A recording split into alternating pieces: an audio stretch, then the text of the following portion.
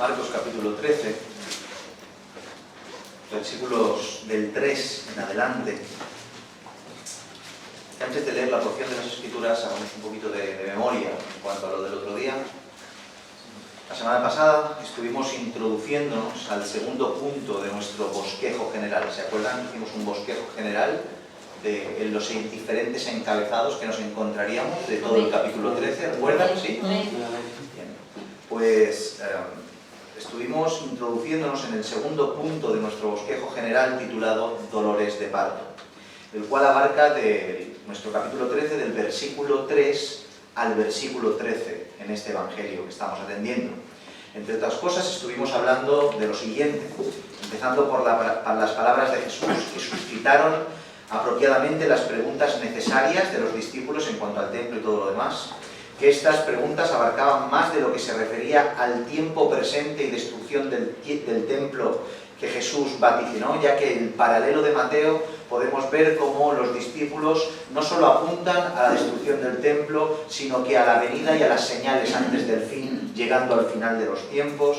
Vimos cómo Jesucristo, antes de nada, empieza rotundamente su discurso con una advertencia necesaria, y es que no sean engañados por los falsos cristos que se irán presentando. Y por último estuvimos hablando de la complejidad de la profecía, de cómo ésta se debe atender con sumo cuidado, y para ello pusimos sobre la mesa una regla de interpretación que se aplica a dicha profecía, que tiene que ver con un doble cumplimiento. En otras palabras, que una misma profecía puede aplicarse a diferentes tiempos, diferentes personas y diferentes lugares.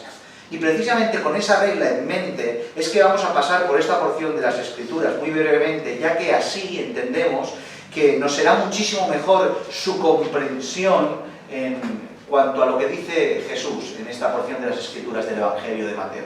¿Están conmigo, verdad? Versículo 7, empezamos desde el 7. Mas cuando oigan de guerras y de rumores de guerras, no os turbéis, porque es necesario que suceda así, pero aún no es el fin. Porque se levantará nación contra nación y reino contra reino, y habrán terremotos en muchos lugares, y habrán hambres y alborotos, principios de dolores son estos.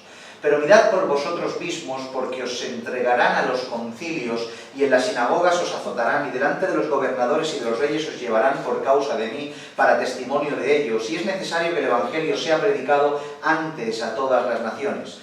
Pero cuando os trajeren para entregaros, no os preocupéis por lo que habéis de decir, ni lo penséis, sino lo que os fuere dado en aquella hora, eso hablad. Porque no sois vosotros los que habláis, sino el Espíritu Santo.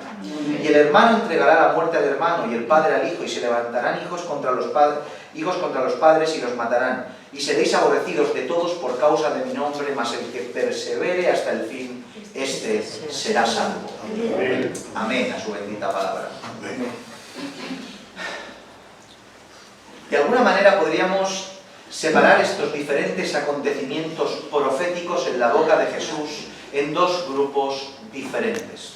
El que tiene que ver con las catástrofes y el que tiene que ver con las consecuencias producidas por el Evangelio. En cuanto a las catástrofes que Jesús vaticina, profetiza, encontramos lo siguiente. Por un lado, nos encontramos a Jesús profetizando en cuanto a un conflicto bélico inevitable, y lo expresa de la siguiente manera, este conflicto bélico inevitable. Por un lado dice guerras y rumores de guerras, y por el otro se levantará nación contra nación y reino contra reino. Ambas expresiones, aunque pueden referirse a diferentes acontecimientos, apuntan a una misma cosa, a un conflicto político, militar, nacional y mundial. Esto es lo que apunta. Un rumor de guerra que con el tiempo se hace realidad, levantándose nación contra nación y reino contra reino, viéndose afectadas a la larga todas las naciones sobre la faz de la tierra. ¿Me siguen, verdad?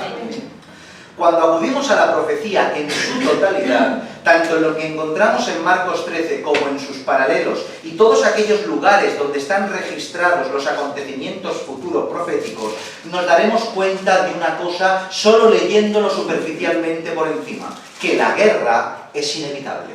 Amén. La guerra es inevitable. En aquel tiempo futuro, los gobiernos harán alianzas, romperán estas mismas alianzas, se levantarán naciones en contra de las otras y el conflicto no tendrá fin y cada vez irá en aumento, ya que empezarán a enfrentarse entre ellos para después volviéndose a aliar, para alinear en orden de batalla en contra de todo aquello que parezca santo. Un conflicto bélico inigualable, sin precedentes e inevitable. Pero aplicando este principio de interpretación profética que hemos aprendido en estos días, el cual nos dice que la profecía puede tener diferentes tiempos de cumplimiento, diremos lo siguiente: ¿es que acaso a lo largo de la historia, incluyendo nuestro presente, nuestra era actual, no estamos experimentando aquello que vaticinó Jesús proféticamente? Me explico. En los tiempos de Cristo, dicha profecía era difícil de creer que pudiera ocurrir tal cosa. En Roma, en aquellos momentos, su gran imperio doblegaba a cualquier nación que le salía al paso, quedando ésta a merced de su conquistador, en este caso Roma. No obstante, al mismo tiempo, Roma, aunque subyugando, proporcionaba paz a los que sometía, aportando avance, cultura y civilización. Eso es lo que produjo este imperio conquistador. Pero solo unas décadas más tarde, la profecía de Jesús de guerras y rumores de guerras comenzaron por doquier. Tanto en Jerusalén, para con Roma, y Roma con Jerusalén, en estos tres conflictos entre Jerusalén y Roma, en estas revueltas judías contra Roma que diezmaron tanto al pueblo de Israel como a las propias legiones romanas, en tres revueltas que no tuvieron precedentes en el contexto en el cual se estaban desarrollando en esos lugares. O como de las naciones de afuera, no solo en Jerusalén con Roma y Roma en Jerusalén, ya que los siguientes 2 siglos después de la profecía que Jesús vaticinó, bien se pueden contar, y esto es fácil de ver en internet, hasta una treintena de guerras, conflictos y revueltas en solo 2 siglos posteriores a la profecía de Jesús. Por tanto, desde esos momentos, los rumores de guerras y aquellos rumores que se hicieron realidad se pueden sumar por centenares hasta llegar al tiempo en el cual hoy vivimos. Si hiciéramos un listado de los conflictos bélicos que hemos vivido desde que el mundo es mundo, incluso ignorando los menos relevantes, los contamos por centenares sin ningún tipo de problema. Solo hagamos un poco de memoria sin necesidad de ir muy atrás, ya que en más o menos un siglo el mundo ha experimentado un sinfín de conflictos militares catastróficos. La Primera Guerra Mundial solo fue apenas hace un siglo, 1914, la Guerra Civil Española, 1936, la Segunda Guerra Mundial, 1939, la Guerra de Vietnam, 1955, la Guerra del Golfo, 1990 y la guerra actual que tenemos entre Rusia y Ucrania, que ya lleva más de un año.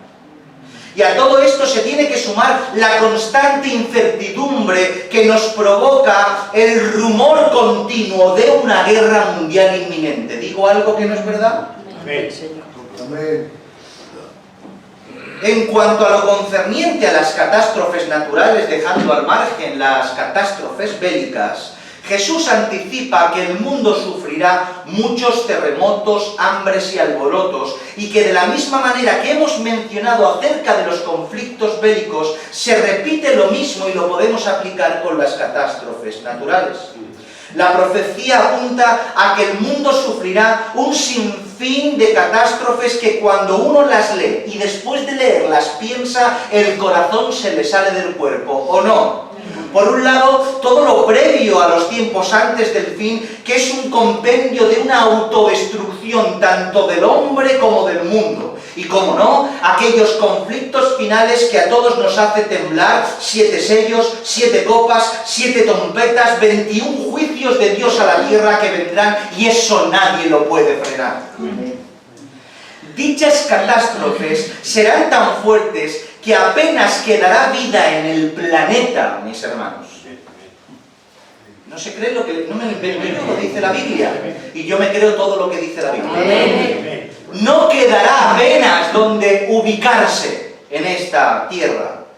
No obstante, aunque como podemos ver no es comparable, ¿acaso no hemos visto, y entiendan que no es comparable, pero acaso no hemos visto a lo largo de la historia catástrofes naturales, las cuales sin lugar a dudas, para aquellos que las sufrieron y padecieron en primera persona, no les parecía que el mundo llegaba a su fin? No mucho después de la época en la cual Jesús profetizó lo que profetizó, hubieron pestilencias, hubieron incendios, hubieron huracanes, hubieron terremotos y cosas semejantes a estas. ¿Quién no ha estudiado en el colegio la erupción del Vesubio en el 79 en Pompeya, hundiendo la ciudad, dejándola inexistente? No existe. Dígame usted si alguien que a la vez que era conocedor de estas profecías y estaba viendo que su ciudad se hundía bajo un volcán, no creería que el final de los tiempos vaticinado por Jesús llegaba.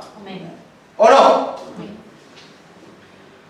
Pero no hace falta pasar por la historia pasada para hablar de catástrofes naturales sin parangón. Somos testigos de ellas en toda nuestra época, incluso los que nos consideramos jóvenes, con 40 años, lo hemos podido contemplar. ¿Cuántos recuerdan, para no ser muy tedioso y muy pesado con tantos ejemplos, cuántos recuerdan el terremoto de Haití en el 2010? ¿Cuántos? Fallecieron 316.000 personas, 350.000 más resultaron heridas y más de 1,5 millones de personas quedaron sin hogar. Era imposible, creías que veías una película. Hicieron una película, era más fuerte lo que veías en las noticias que el propio cine. ¿Cómo puede ser?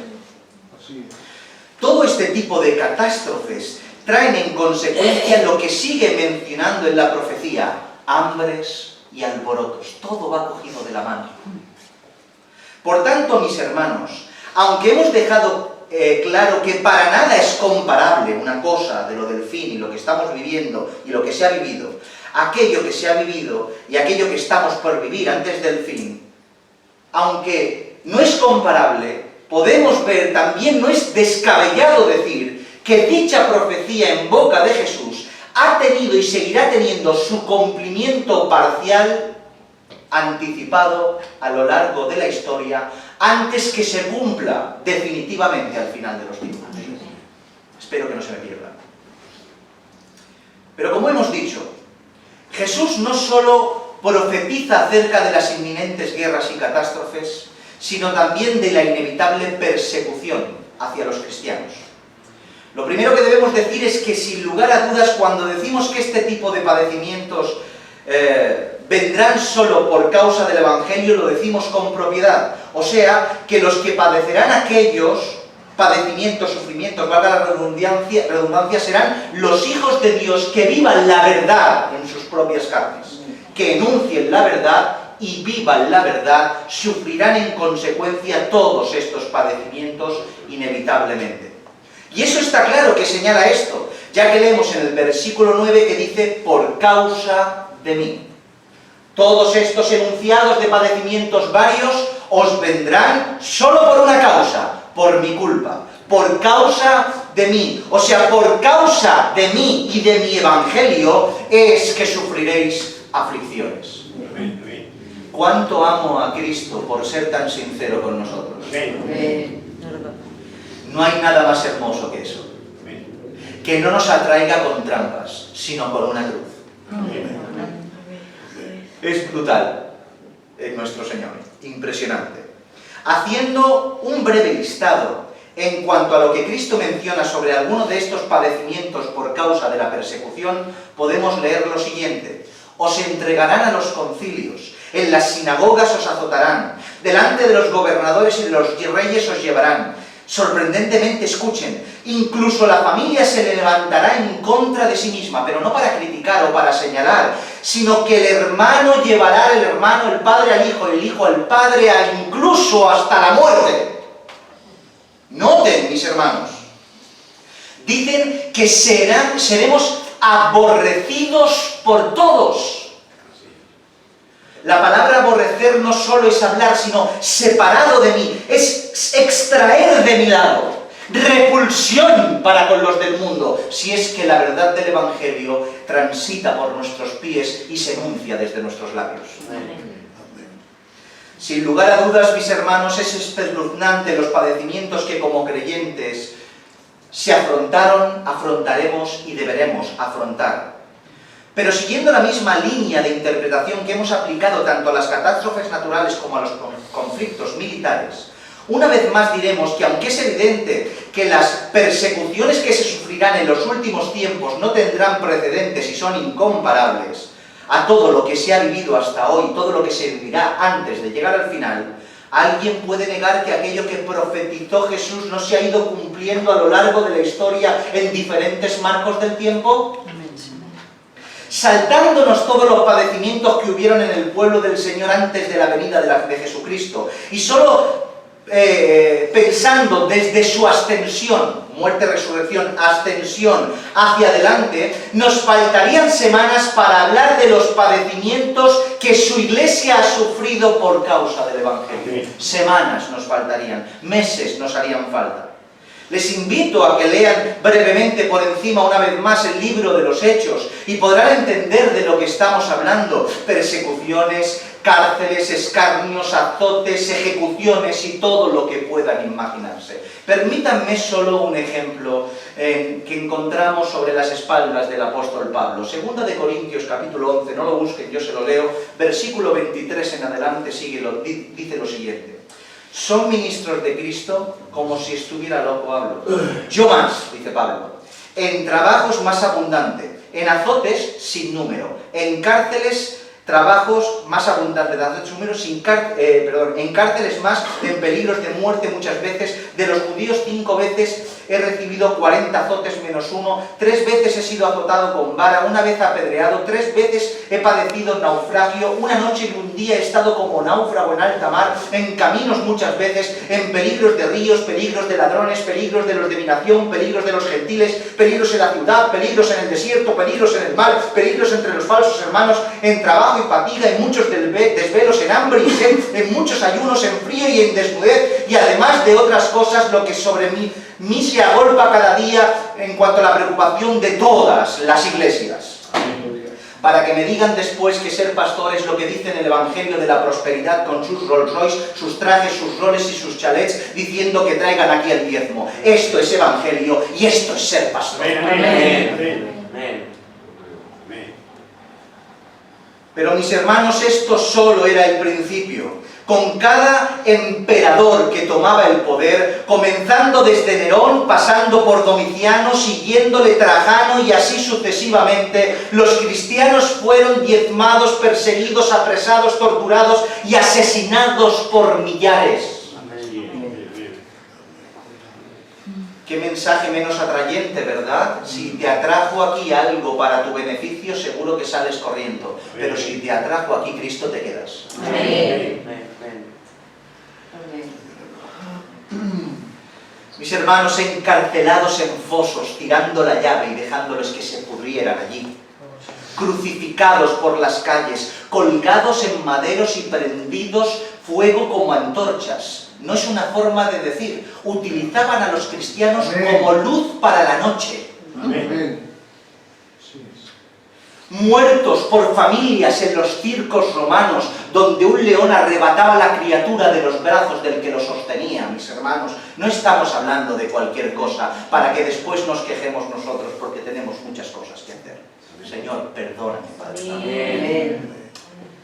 Y obligados a tener que vivir una vida en continua tensión y escondite y predicación por causa del Evangelio. Pero mis hermanos, incluso en medio de tanto dolor, nunca los creyentes experimentaron tanta gloria. Amén. Nunca tanta gloria, nunca tanta presencia. Nunca ha habido una época en la cual los hijos de Dios hayan sido tan fieles y hayan estado tan convencidos de su fe. Nunca, jamás, que el tiempo de la persecución extrema.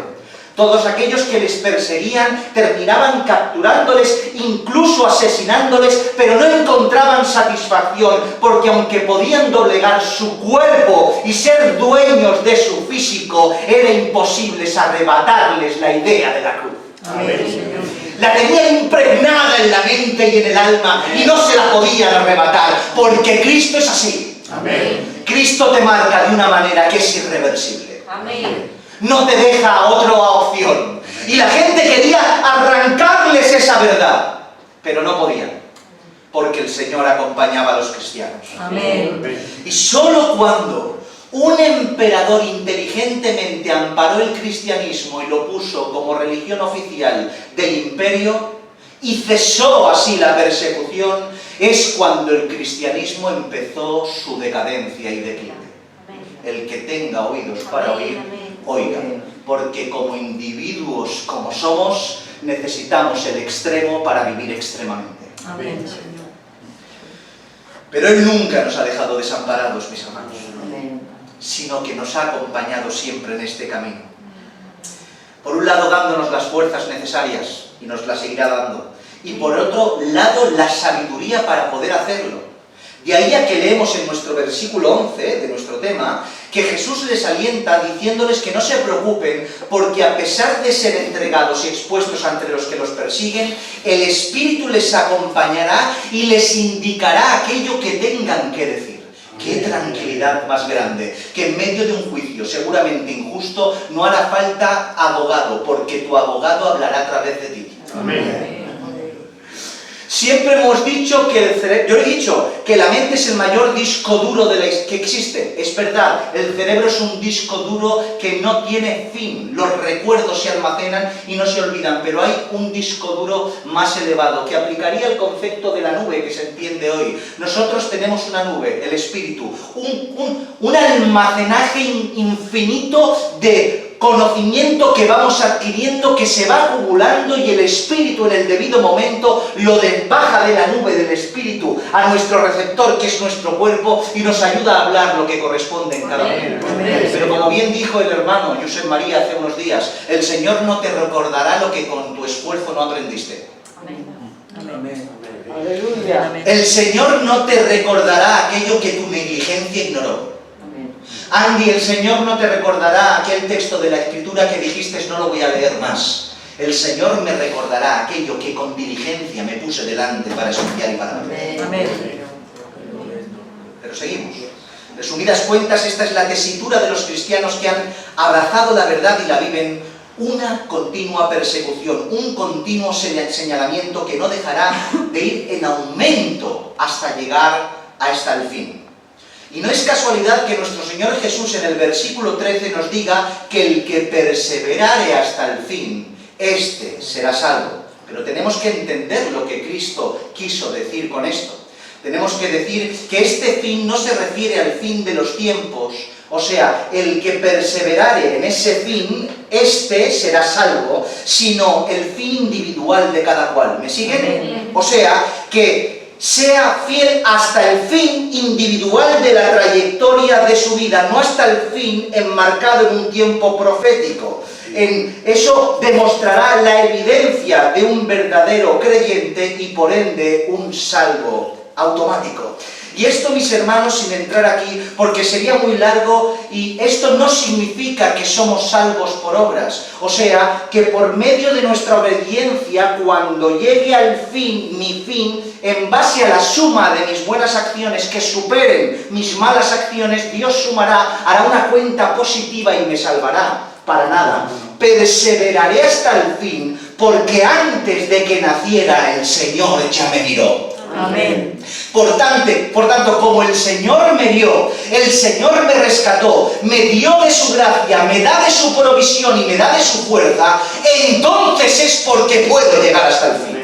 O sea, la perseverancia hasta el fin no es un mérito humano, es la evidencia de que el Señor en el principio te salvó. Amén. ¿Me siguen? Amén. Por eso dice Filipenses capítulo 1 versículo 6, estando persuadido de esto, que el que comenzó en vosotros la buena obra, la perfeccionará hasta el día de Jesucristo. Amén. Pero volviendo a la cuestión, podemos ver como de la misma manera que hemos aplicado este aspecto de la profecía a los conflictos bélicos y a las catástrofes de todo tipo, se aplica perfectamente a la persecución por causa del Evangelio. ya que el cumplimiento de la profecía de Jesús no solo señalaba exclusivamente el final de los tiempos, sino las persecuciones inminentes que iban a vivir aquellos que lo escuchaban y los diferentes cristianos a lo largo de la historia, culminando este cumplimiento paulatino definitivamente al final de los tiempos. ¿Han entendido esto que estamos diciendo? Sí, bueno, a medias, quizá. Así pues, tenemos una profecía de más de un cumplimiento. Por eso era importante hablar lo de la profecía de doble cumplimiento el otro día. Tenemos una profecía de más de un cumplimiento en boca de nuestro Señor Jesús, pero teniendo como propósito que el pueblo de Dios no sea engañado. Esto es esencial. El propósito de las palabras, gracias mi hermano, el propósito de estas palabras de Jesús, entre otros muchos, y cómo no informar al pueblo de Israel, al pueblo del Señor, en cuanto al tema de la profecía, era que nadie sea engañado. Y para hacerlo, no solo les presenta la profecía, como he dicho, sino que los ubica en el marco de tiempo de la misma, para proveerlos del conocimiento necesario, ya que así no serán engañados. Mis hermanos, tenemos que entender que nosotros, en la actualidad, la Iglesia del Señor parte con ventaja. Y no me refiero que partimos con ventaja porque tengamos mejores herramientas o más capacidad o una mejor teología, una mejor interpretación, que en mi opinión creo que estamos peor. Sino porque nosotros estamos interpretando, después de 2000 años de historia vivida del Señor y de la Iglesia, lo cual nos da una perspectiva más panorámica para hacer juicios más apropiados de la profecía que dio Jesús. Por tanto, partimos con ventaja porque ya hemos vivido 2000 años de historia. Por tanto, nos es más fácil darle una ubicación temporal, como estamos haciendo de una manera más o menos por encima, en cuanto a lo que Jesús profetizó. Pero para ellos les era mucho más complicado determinarlo, ya que no podían saber exactamente si les estaba hablando para ese momento inmediato, para un momento de aquí a un año, o quizá para ambas situaciones, o un tiempo que ni ellos mismos iban a vivir y a experimentar. De ahí a que el Señor les aclara y les marca de una manera contundente aquello que les estaba diciendo porque lo necesitaban.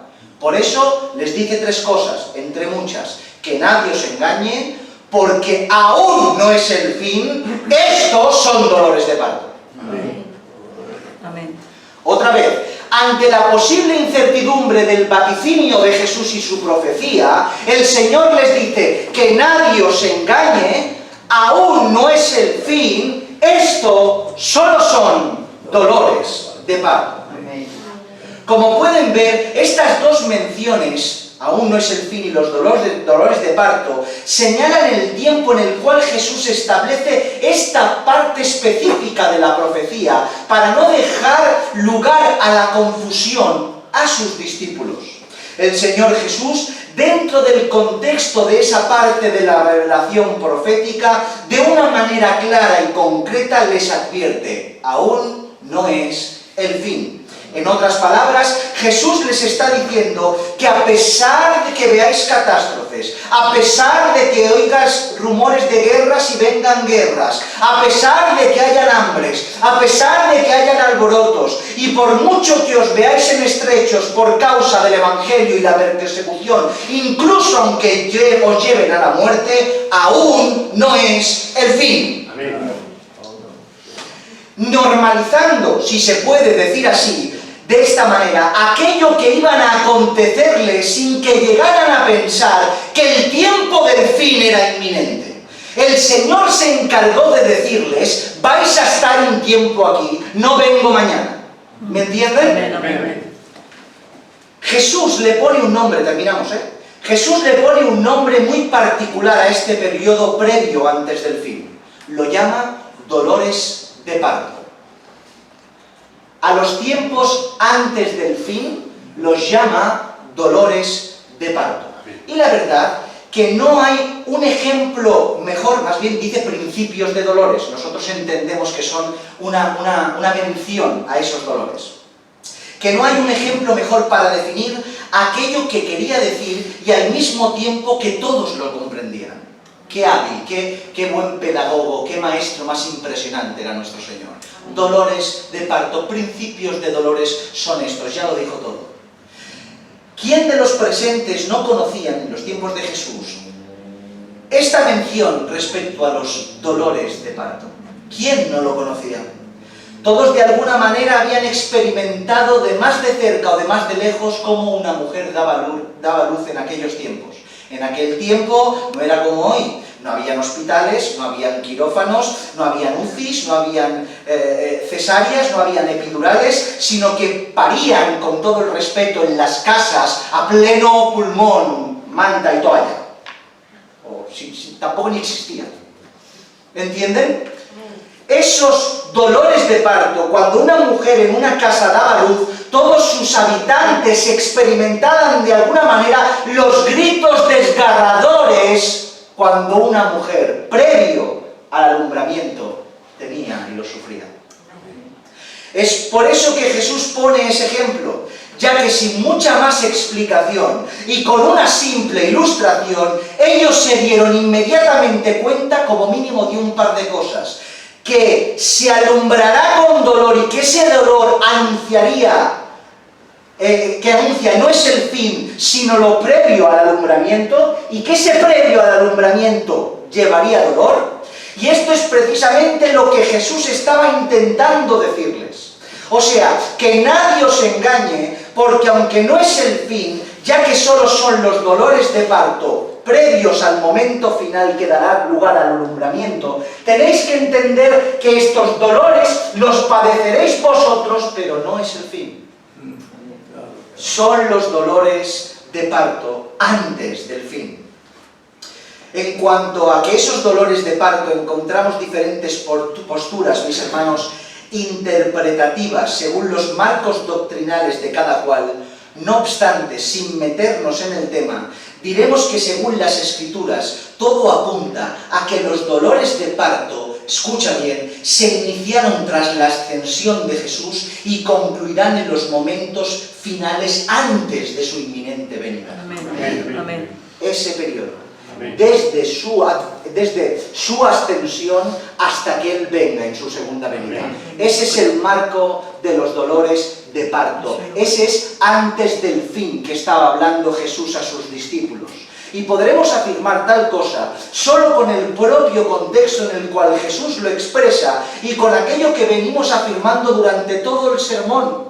O sea, que la profecía de Jesús tiene varios cumplimientos en el tiempo, como hemos podido comprobar, y Él afirma que todo esto llegará antes del fin, o sea, que ese periodo de guerras, catástrofes, persecuciones, martirios, etc., para Jesús, está en el marco de los dolores de parto antes de su venida. Amén. Amén. Por tanto, si nosotros en la actualidad experimentamos todas esas catástrofes, aunque entendemos que el camino se estrecha, Iglesia del Señor, Jesús ya lo dijo, aún no es el fin. Amén. Que nadie os engañe. Estamos en los dolores de parto. Amén. Por tanto, podemos corroborar lo que dijimos al principio en cuanto a uno de los propósitos principales de Jesús respecto a todo esto. No solo revelarles aquello que acontecería, abriendo así sus ojos, lo cual es completamente necesario, sino también dejarles claros que aún no era el fin. Que no se dejaran engañar de lo contrario, ya que si se dejaban engañar de lo contrario, su conducta, su rutina, toda la orden que tenían en cuanto a su ministerio podía verse alterado. Ya que si ellos eran engañados por otros falsos cristos, por causa de las dificultades que padecían, señalarles que ya era inminente la venida, id por todas las naciones anunciando el Evangelio y enseñándoles todas las cosas y bautizándoles en el nombre del Padre, del Hijo y del Espíritu Santo, se quedaría relegado para lo que sucedería después. Y por eso el Señor les aclara en el marco profético en el cual estaban viviendo y vivirían. Es cierto que discernir los tiempos Y cómo actuar en cada uno de ellos no es tarea fácil, ni para ellos ni para nosotros en la actualidad. Pero dejémonos guiar por lo escrito. Amén. ¿Sí? Amén. No significa que no erremos, podemos equivocarnos perfectamente, pero dejémonos guiar por lo escrito.